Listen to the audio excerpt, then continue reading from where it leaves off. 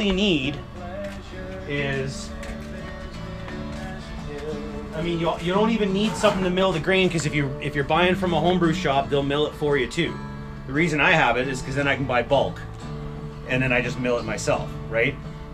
So if you're looking at doing the all grain setup like this, buying it bulk, like in the 55 pound bags that we do, you need you need a grain mill. You need something to heat water with, which is what we have our Crawfish burler here for.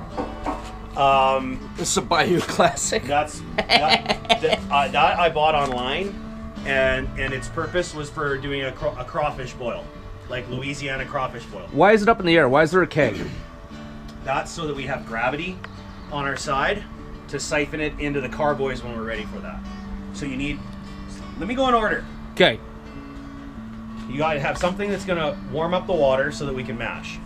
And then we're mashing with a bag, a 20 gallon kettle. So this is the mashing process right now. We're getting the sugars out of the barley and into the water. That's probably the simplest way you could ever put it. Yeah. Then we're gonna pull that grain out, and now this turns into our boil kettle, which is the next piece you need. So now all I do is then we're gonna boil from here. Okay. If you're not brewing in a bag, yeah, you need two. Like, guys will do it in a cooler. The mashing would be in a cooler. Yeah. And then they would siphon from the cooler into the boil kettle, because that's how they're separating the wort from the grain. Okay. We're separating the wort from the grain by having it in a bag. Got it. So instead of removing the water from the grain, we're removing the grain from the water. Then we boil in here, and then we're gonna, once it's done boiling, we put it into the carboys. Yeah. Where we ferment.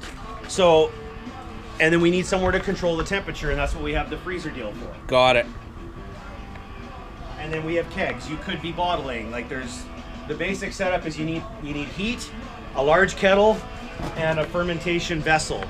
Guys starting out would do this. When I started out, we didn't have a freezer.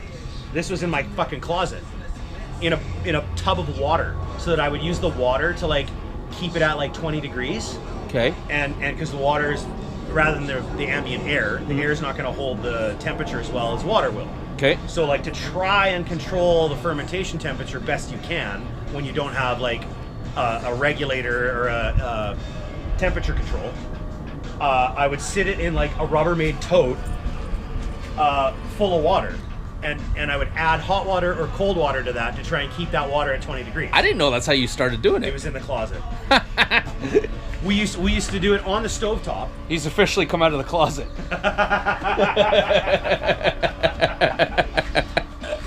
That's good.